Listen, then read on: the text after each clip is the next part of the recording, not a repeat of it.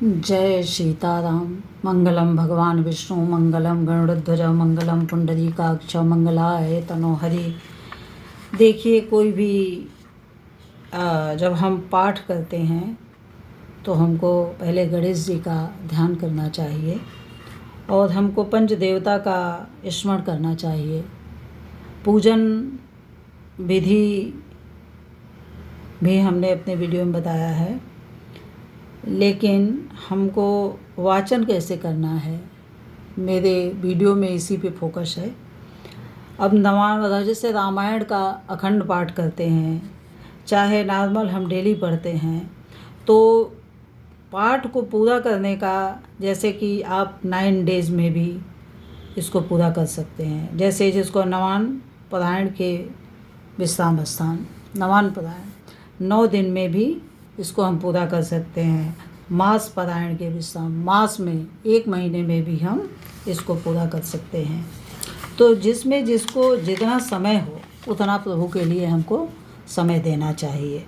अब पारायण विधि है कि श्री रामचरितमानस विधि पूर्वक पाठ करने वाले महान भावों को प्रारंभ के पूर्व में श्री तुलसीदास जी, श्री वाल्मीकि जी, श्री शिव जी तथा हनुमान जी का आवाहन पूजन करने के पश्चात तीनों भाइयों से श्री सीताराम जी का आवाहन, षोडशोपचार पूजन और ध्यान करना चाहिए।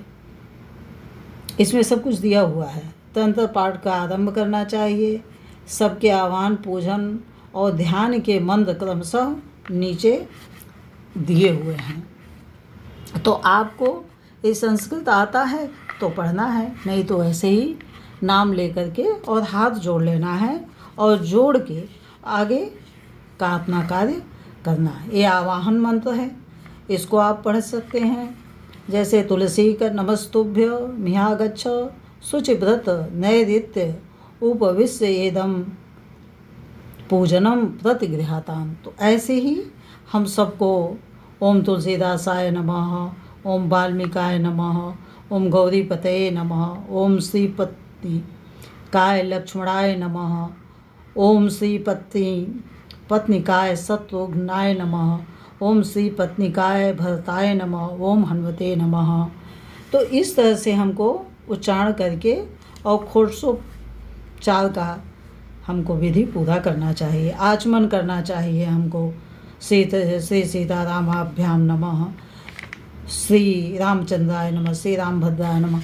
मतलब राम जी का रामायण पढ़ते हैं तो हमको इस तरह से आचमन करना है। दुर्गा जी का करते हैं तो दुर्गा जी का नाम लेके आपको आचमन करना होता है। कृष्ण जी के भक्त हैं तो कृष्ण जी का आपको नाम लेकर के आचमन करना होता है।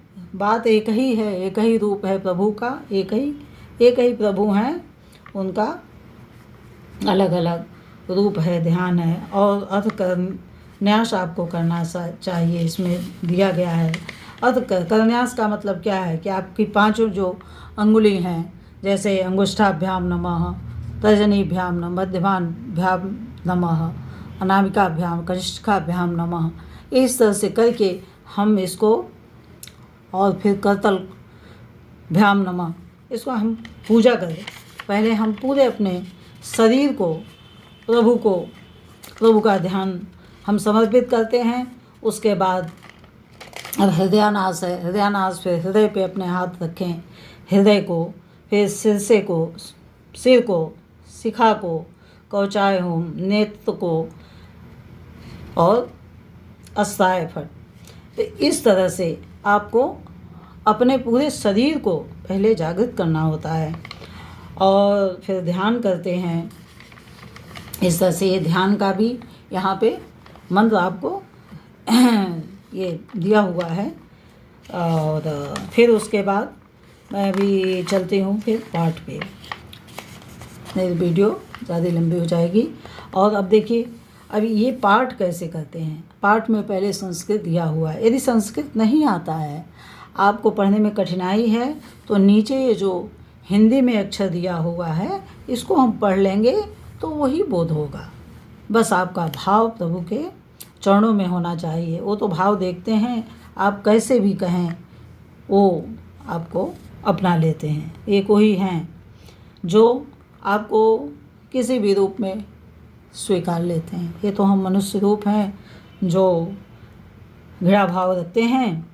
श्री गणेशाय नमः बोल करके और श्री जानकी वल्लभो विजयते श्री रामचरितमानस प्रथम सोपान। बालकांड पहला 7 सोपान है, जिसमें बालकांड ये प्रथम सोपान है। वर्णानाम अर्थसंघानाम रसानाम च रसानाम छंदसामपि मंगलानां च कर्तारो वन्दे पाणि विनायकौ भवानी शंकरो वन्दे श्रद्धा विश्वासरूपिणो याभ्यां विना न पश्यन्ति सिद्धा स्वान्तः स्थमीश्वरं वन्दे बोधमयं नित्यं गुरुं शङ्कररूपिणं यमाश्रितो हि भक्तोऽपि चन्द्रः सर्वत्र वन्दते सीताराम गुणग्राम पुण्याधरण विहारिणो वन्दे विशुद्ध विज्ञानो कवीश्वर कपीश्वरो उद्भव स्थित संहारकारिणीं क्लेशहारिणीं सर्वशेष्यकरीं सीतां नतोऽहं राम वल्लभाम्। ओम हरि ओम हरि ओम हरि ओम हरि ओम हरि ओम।